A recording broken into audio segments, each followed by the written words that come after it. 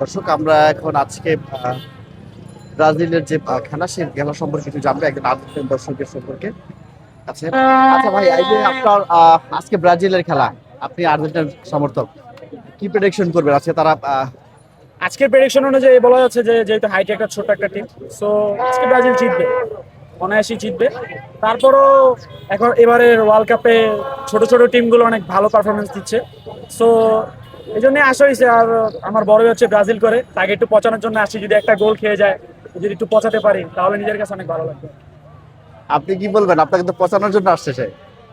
আসলে কি বলবো, আর্জেন্টিনার যে সাপোর্টাররা তারা নিজের দল বাদ দিয়ে ব্রাজিলে আমরা বিগত আহ, ইয়ে থেকে দেখতে পারতেছি এবং বিগত খেলায়ও দেখতে পাচ্ছি যে তারা তাদের টিম সাপোর্ট বাদ দিয়ে ব্রাজিলের বিপক্ষে যে টিমগুলো খেলে তারা তাদের সাপোর্টে চলে যায়। যেমন আমরা মরক্কোর খেলায় দেখতে পাচ্ছি যে তারা মরক্কো টিনা হয়ে গেছে।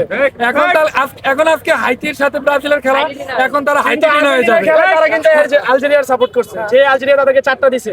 আমরা কিন্তু আমাদের গডফাদারদের একসাথে 3টা হ্যাট্রিক করাইছি, এই জন্য তাদের কষ্টে এবার আজকে রাতে ঘুমায় না, যদি হাইতির সাথে কোনো খারাপ কিছু হয়ে যায়।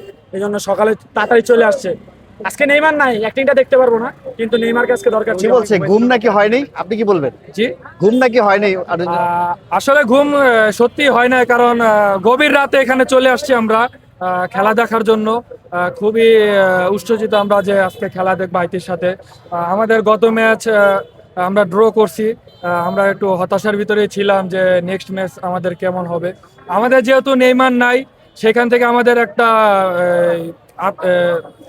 সেখান থেকে আমরা একটা শঙ্কার বিষয় রয়ে যাচ্ছে যে আসলে বিষয় হচ্ছে যে নেইমার আসলে একটা ব্র্যান্ড।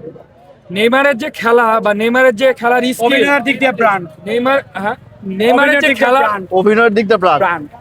আচ্ছা, অভিনয়ের দিক দিয়ে সে অনেক আজকের বড় ম্যাচ প্রেডিকশন কি বলবেন? আজকের ম্যাচ প্রেডিকশন আমার মনে হচ্ছে যে 8 থেকে 9টা গোল হইতে পারে। 7টাকে মিস দিছে। কেননা আমরা যে গত যে হাইতির সাথে আমাদের যে লাস্ট যে ম্যাচ ছিল, সেখানে আমরা দেখতে পাচ্ছি যে ব্রাজিল 7 গোলে হাইতিকে হারায় এবং জিতছে। সেখান থেকে আজকে আমরা প্রেডিকশন রাখতেই পারি এবং আশা রাখতেই পারি যে আজকে আমরা 8 থেকে 9টি গোল হাইতির বিপক্ষে করব। Thank you.